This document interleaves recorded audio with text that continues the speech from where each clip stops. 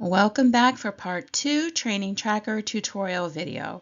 If you haven't seen the part 1 tutorial, I would recommend you go back and watch that video first, as it explains what information you need and how to get started. Hi, I'm Jennifer from Jester Safety Resources. If you're struggling to keep track of all of your employee training and don't have a software program to do it for you, I hear you.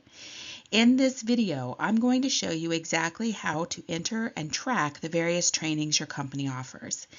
This 4-part series walks you through a proven and effective way to track your workplace trainings so that when asked to provide this information by your employer or an auditor right there on the spot, you always have everything that you need right there at your fingertips. For this tutorial, we've divided it into 4 bite-sized videos. In part 1, you compiled and documented your employee identifiers.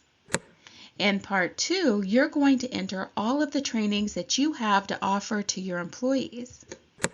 Next, in part 3, you'll learn how to distinguish the trainings required by each specific employee and how to utilize color coding within the body of your spreadsheet.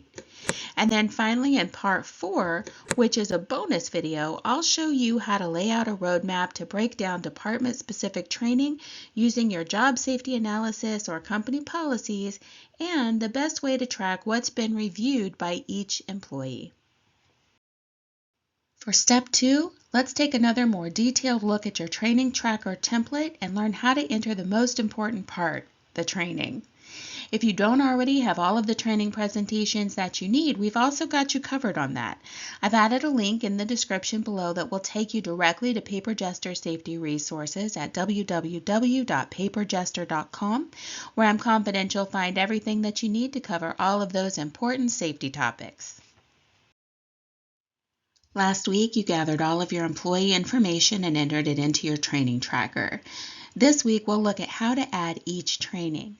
Now, before you can actually do this, you'll need to take a close look at all of the training that you actually provide and write it all down. You'll also need to know when the training expires and approximately how long your class takes. Next, you'll add each training into its own column. For example, look at the first training that I've entered into my spreadsheet.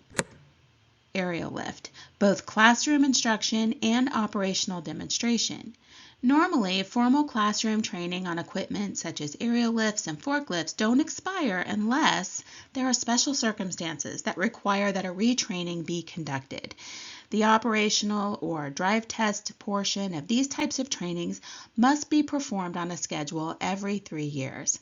Having this kind of information in advance lets you, as the trainer, know exactly when an employee's training will expire and how much time to allot when scheduling your class. After you have all of the training information gathered, alphabetize your list across the columns to make it easier to navigate once in your spreadsheet. For instance, my tracker starts with aerial lift training and finishes with welding. And since I brought it up, let's quickly look at the trainings that I've included on my tracker to give you a foundation of the types of trainings that can be included on yours. We've already mentioned the aerial lift training.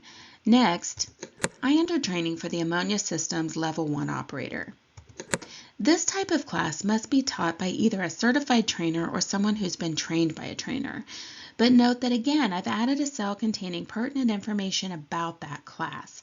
This includes the expiration date, what % constitutes a passing grade on the written exam, and also how long the training takes in a classroom setting. Annual and new hire safety training and JSA review. This is typically the training that new hires receive before they can begin work and also the training that existing employees receive on an annual basis. The Job Safety Analysis, or JSA review, is some of the additional specialized training that an employee receives depending on their department or job title. The JSA does not substitute as hands-on experience, but is merely a review. If your facility is one in which a dust mask is used, you'll also need to require the review and signature of Appendix D by employees. This document is required by OSHA and is more formally called the Appendix D to Substandard 1910.134, mandatory information for employees using respirators when not required under the standard. Audiograms. Annual audiograms are required for all employees who are exposed to a greater than 85 decibels over an 8-hour time-weighted average. A sound survey must be conducted at your facility to determine which areas exceed 85 decibels. Once those areas have been identified, not only is hearing protection required, but employees who work in that area must be included in the hearing conservation program and receive audiograms on an annual basis. This testing must not only be included on your tracker, but you'll also need such employee information as their date of hire, date of birth, and preferred language spoken. I keep this information handy in my tracker for reference when I need it later, and believe me, it has saved me a ton of time. Confined space.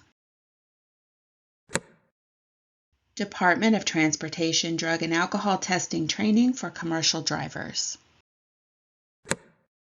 Department of Transportation Reasonable Suspicion for Drivers Supervisor version. Driver Orientation and Training for Commercial Drivers. Driver Orientation and Training for Non-Commercial Drivers. This training would typically apply to anyone authorized by the employer to operate company-owned vehicles. Ethyl Alcohol Operator. Now notice for a training like this, I've also added other safety training that accompanies it. This serves as a good reminder for myself as additional trainings and requirements continue to be added to the tracker. Emergency Evacuation Drill.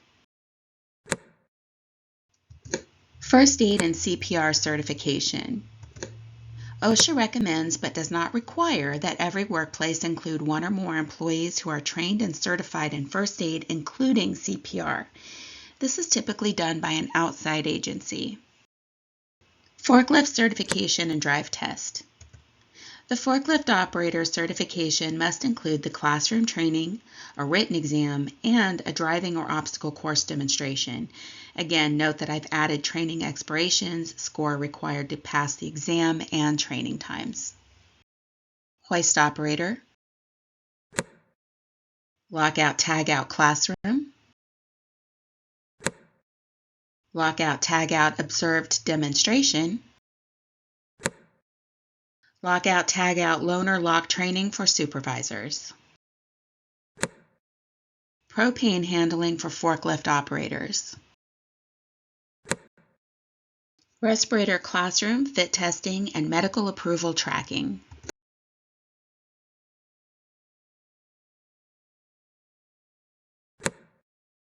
Sexual harassment training. For each employee, I always distinguish whether or not they receive the supervisor or non-supervisor version.